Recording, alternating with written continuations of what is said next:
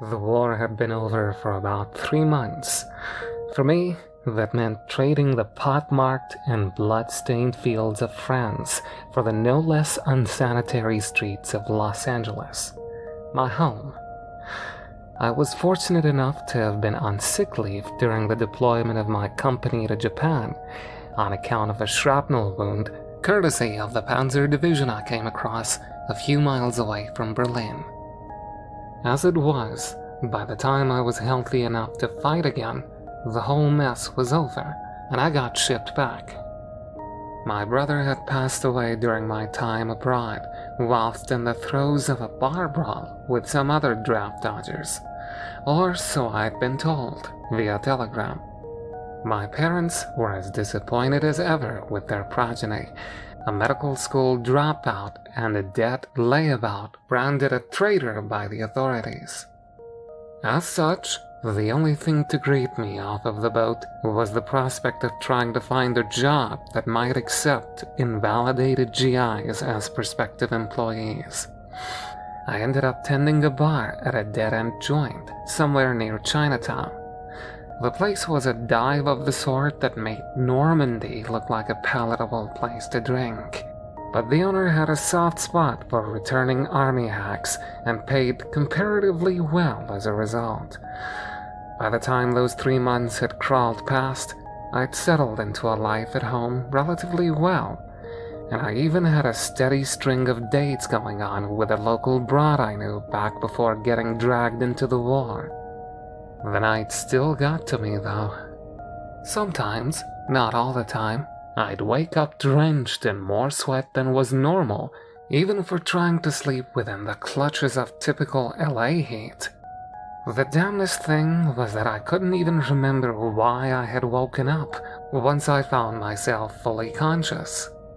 All I knew was that it wasn't about to stop simply on account of me wanting it to. So I started to work the long night shifts at the bar. I figured that I could make something of the time that my head was forcing me to remain awake through. This night in particular saw whatever it was scratching particularly hard at my skull. Whenever I stumbled onto the cusp of knowing what it was, I'd be thrown into the depths of a fit of unease that tore me away from an atmosphere of sawdust and sweat and into one composed of cordite and screaming. The fact that the place was near death that night didn't help me any, and I spent most of the evening pacing up and down the bar between bouts of chills that ate through the humidity that smothered everything else. I knew that the government shrinks were rounding up all of the disturbed veterans on the return home, but the last place I wanted to be was in the presence of a doctor. I knew that I'd seen enough medical paraphernalia to last me a lifetime, and a few more besides. I was running out of options, though, that much I knew. The hours ticked wearily on, and I became more and more resolved to pay the local veterans office a visit once the sun decided to crawl back into the sky.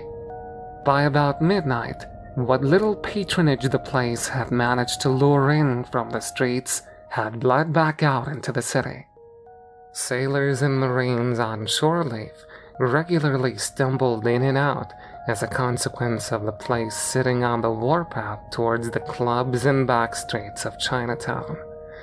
Occasionally, a regular or two would materialize at the bar, sometimes in conjunction with some floozy procured from any number of the other holes that dotted the neighborhood.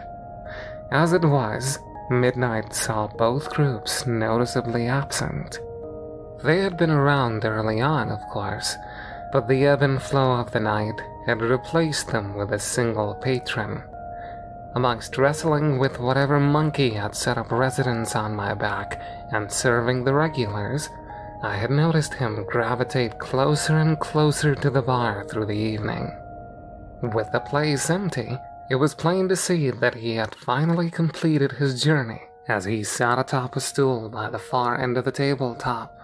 Though I was tired, I knew that any sleep I could wrap my hands around would promptly escape my grasp and leave me sitting bolt upright as per so many nights before. So instead of throwing the guy out and shutting the place up, I sidled over to him and asked for his order. "I'll take a brandy. Straight up, if you please." He spoke with something of a familiar tone, but it was one that I couldn't place for the life of me. Maybe it was just one of those voices that everyone just knows, patriarchal in a way, in the blood, like a grandfather, perhaps. A voice that says, "Relax, trust me," regardless of what words litter it. I gave him a nod and fumbled with a bottle of the cheap stuff that riddled the racks upon the back wall. Once I turned back, I noticed that he had changed his seat so as to be at the center of the bar. He had a look about him that belied a certain something. I don't know, sadness maybe. No, melancholy would be a better ringer for it, but that still doesn't do it justice. Whatever it was, it nodded me enough to ensure I took extra care in setting down his drink. For a moment, I didn't think he had noticed, but then he looked me straight in the face and gave me a nod. "Much obliged, friend." Again, his voice seemed to have something of an ethereal quality to it. It almost echoed, despite the fact that the place was about as small as a coffin. I returned the nod and set myself against the wall. My arms crossed over my chest in expectancy of a conversation that I wasn't even sure I wanted.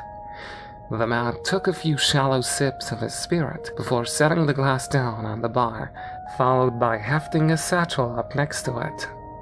He couldn't have been more than 20, and yet his face had the kind of haggard look to it that only age ought to punish a person with.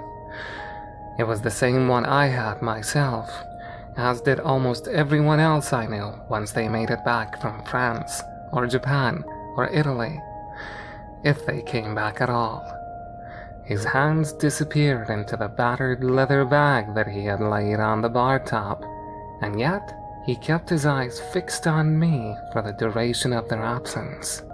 They had a deep-set hazel nature that spoke the same story the premature lines of his face did. Needless to say, they did nothing to put me at ease. After this standoff persisted for what felt like the entire night and several more, he withdrew a wallet from the satchel and eased it onto the bar with a dry snap. "It appears that I don't have enough to cover the drink. Perhaps I can offer you an ear instead." The warmth of his previous tone had become submerged beneath something uncertain that was becoming rapidly goddamn terrifying. All intonation had drained out of his voice, so that I became reminded of the steady scratching of a record left to spin long after concluding. Sleep and profit margins be damned, I thought.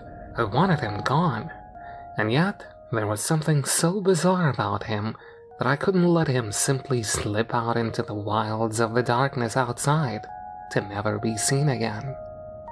"It's on the house, but what do you mean about—" Before I could even finish, he interrupted with the same monotone as before.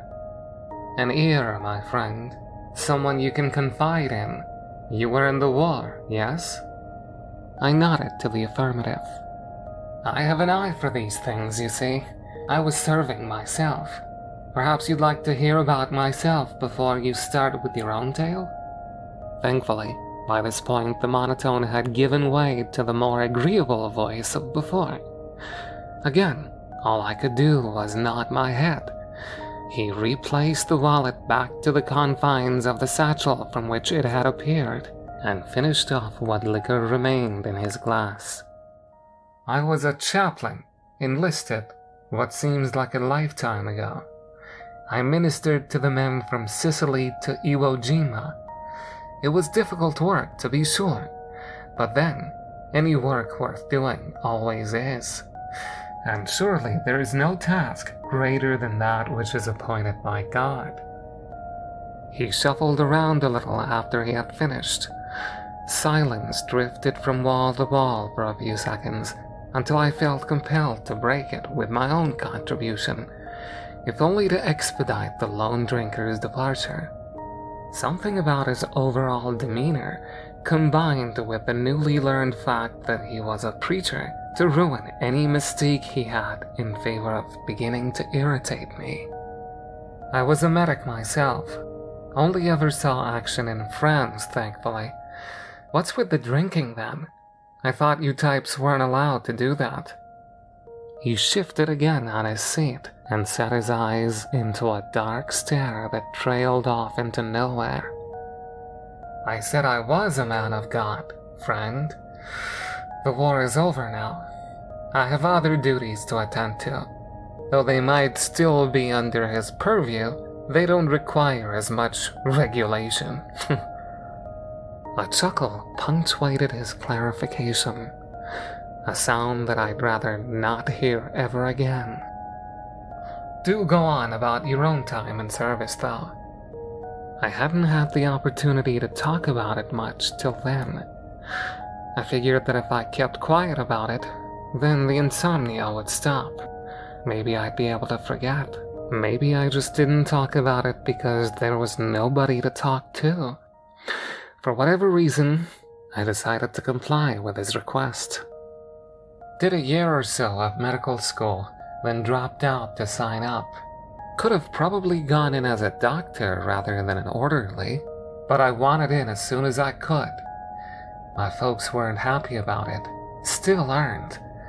I know I did good though, saved a lot of lives. I'm not sure how much of that I believed at the time, but it seemed to interest the man of God. The blank expression that he had worn for the entirety of our conversation shifted into one approaching brief concern. And your greatest failure? Sorry? We all have them. Times we think we should have done better. And yours is? I scratched at the back of my neck in expectation of catching on to the palpable sense of dread that was building there, but felt only the clammy flush to which I had become accustomed. There was a patient that we couldn't save. A kid, probably about the same age as me at the time. He'd taken some gunshot wounds from a German sniper nest near a road a few miles away from Normandy. The self-proclaimed retired chaplain listened intently before I took a few moments to compose myself. I'm not saying we never lost guys before then, or hell, afterwards either. But this one could have gone differently. If we had the right tools, we could have gotten to the bullets and patched him up. He took 3 rounds to the leg. Not typically a fatal wound if you can get the right medical attention, but I guess we weren't good enough. The wail of a siren etching through the night filled the void that followed. I didn't have anything else to say to the priest, and it appeared that he didn't have anything for me either. Eventually, I had to speak up just to placate my own sanity. What about you, Padre? What's your greatest failure? A wry smile stretched out across his face before he nudged his glass over to me. I regret the fact that I couldn't minister to more soldiers before the war ended. You see, a majority of my duties were related to giving the dying their last rites. Only rarely was I able to assist those who weren't on the cusp of death. Many men made it through the war alive, only to be returned home with demons like yours. I wish I had had more time to exorcise them before their return. His pointed remark, aimed squarely at me, hit too close to home, and I realized that enough was enough. I took his glass and returned it beneath the bar, before leaning on the counter. Well, I'm sure they're getting along just fine without you, Padre. If you don't mind, I'd like to close up now. Tapping on my watch seemed to help the situation sink in with him, and he responded by standing up and apparently readying himself to leave. But before he did, he plunged one of his hands back into the satchel that clung to his waist. Shortly thereafter, he withdrew the same hand and dropped a handful of items that clattered onto the bar. It appears that I have enough to cover my tab after all. People often forget that it is the duty of a chaplain to pray for both the souls of the departed and the living alike. With that, he turned and strode out into the balmy night. I breathed a sigh of relief and leaned with all of my weight onto the bar for fear of collapsing. Eventually, I lifted my head back up and went over to where the handful had dropped. An assortment of coins lay on the surface, adding up to exactly the cost of the brandy that the night's final patron had ordered, despite the fact that I never told him how much he owed. And amongst the familiar glint of silver coins shone a ruddy brass glow that I hadn't seen since coming back home. The faint glow emanated from 3 discharged bullet casings.